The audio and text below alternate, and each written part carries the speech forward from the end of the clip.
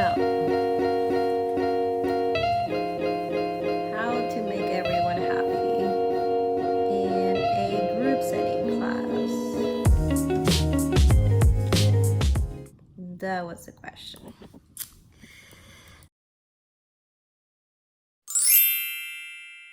Okay.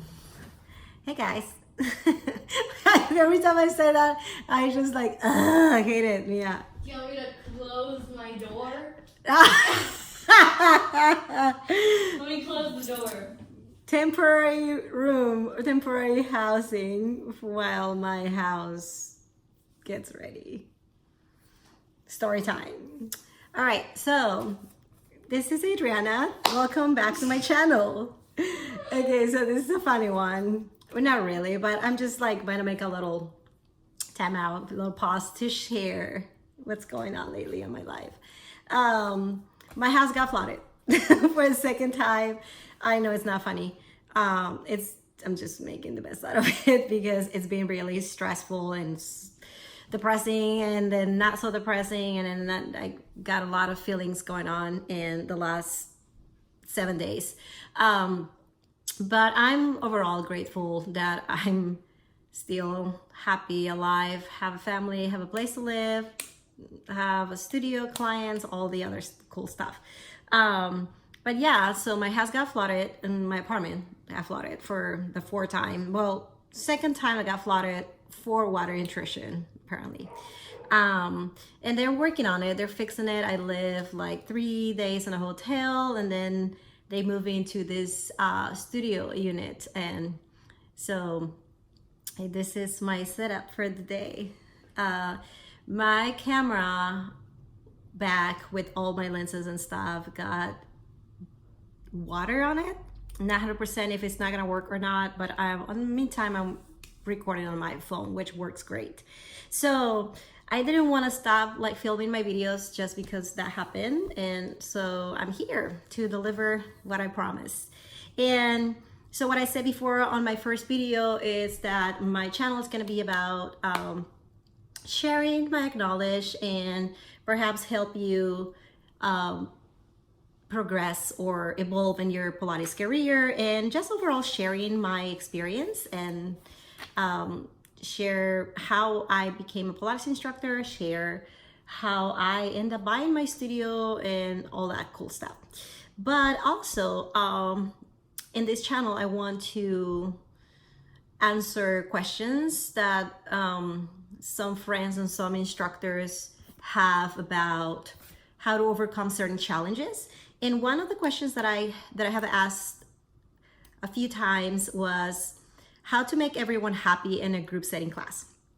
And basically the way I learn slowly how to do that is, first of all, it's really hard to make every single person happy. I don't think it's your responsibility to make people happy. I think everybody is as happy as they can be on their own. But when it comes to delivering a group class, you're gonna have, I don't know, 4, 8, 10, 12 people, depending on the class setting you're working on. And it's really cool because you have all these people's energies on the class, and you get to deliver a group class to a lot of people. Basically, you get to serve a lot of people in a 45-minute, 55-minute class, which is pretty cool. Instead of just having, serving one person, you are serving or helping a lot of people at the same time, which is pretty cool. But how do you get the most, or how do your clients get a benefit out of a class that you create for a certain level, right?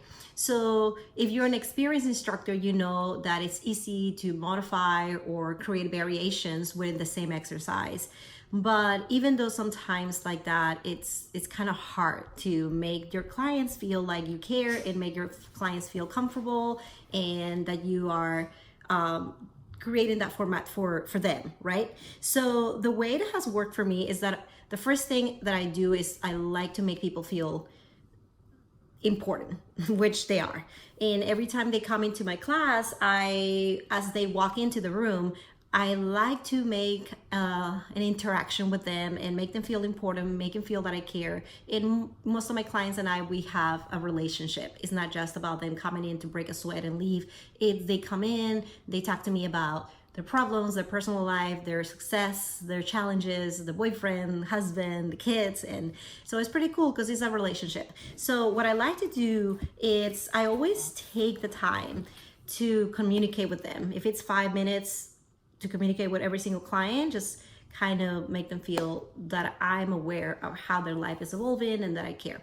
Second of all, if I have a brand new client coming into my class, I always take at least a minute to communicate with them and see what their needs are, if they have any injuries, if they have any conditions, or if they're training for a marathon, or they're triathletes, or whatever their expectations are. If they're also new to my studio, I always like to ask, oh, where do you usually go for Pilates, right? There's this class pass that a lot of people have, and they get the opportunity to use different studios. So every time someone from that pass comes into my studio, I always like to ask, like, where did they usually go? And depending on where they go, I get to know if they are people that like to be challenged, or if they are people that like to be in a more classical environment and stuff like that. So based on their answers, I kind of try to create a good environment for everybody. I usually create a class.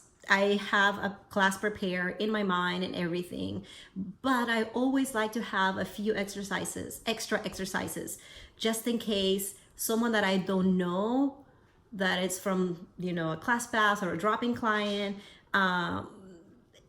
comes in with an injury or something that might surprise me. So I have a certain level of class created with modifications and variations, but at the same time, I always have 3 or 4 exercises extra that I can use instead of certain exercises, just in case someone has an injury, someone's pregnant, someone with a back injury walked in, sometimes I have clients that have walked in with crutches, and I'm like, oh my gosh, what are you doing here? But they have, again, this pass, and they're like, oh, I didn't want to lose my class.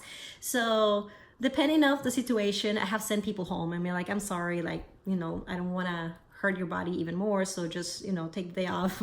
I'll credit you the class, whatever. But some people, it's kind of intense, and they're like, oh no, like, as long as I do this and this. So you should be able to modify for those clients, and you might have someone that it's like super an elite athlete, and then you can challenge those clients, creating some variations with the same exercise, but a variation. And again, having extra exercises just in case you have to create a different class based on what you are working with. And the other thing I like to do is to the way I communicate with my clients. Everybody has a different way to feel encouraged, right? So my clients are like physical touch. So I get there and like again, like, oh my God, you're doing such a good job, like, correct the form and stuff like that. Obviously, I always ask for permission to touch them, but and I'm like, oh, let me correct your form. Oh, that looks great, blah, blah, blah, right? Some people really like that encouragement. Some other people just like eye contact, just an eye contact, smile, thumbs up, and they know they're doing a good job. Some people, like words, like they want to hear that they're doing a great job. So it's either you encourage them with words, you either give them a smile and show them from far in the room that they're doing a great job, or you can do tactile cueing, like a nice pat on the back, like great job. But I always, regardless that is 4, 8, 12 people in the room, I try to create this way of communication with them to make them feel and let them know that I'm there for them, right? And I'm communicating with them. So that's kind of how I engage with all my clients, and that's how I make every single person in the room feel important.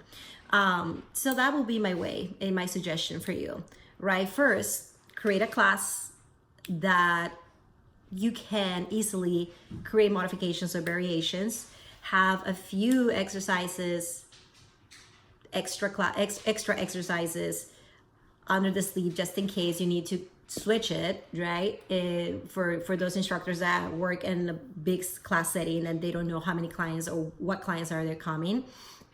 and communicate with every single client at the beginning of the class, make them feel that you like them, that you are so happy they're in the class, that they make it to the class, and find time to make eye contact, smile, encourage them, correct them, and make everybody feel that they are there and that you're there for them.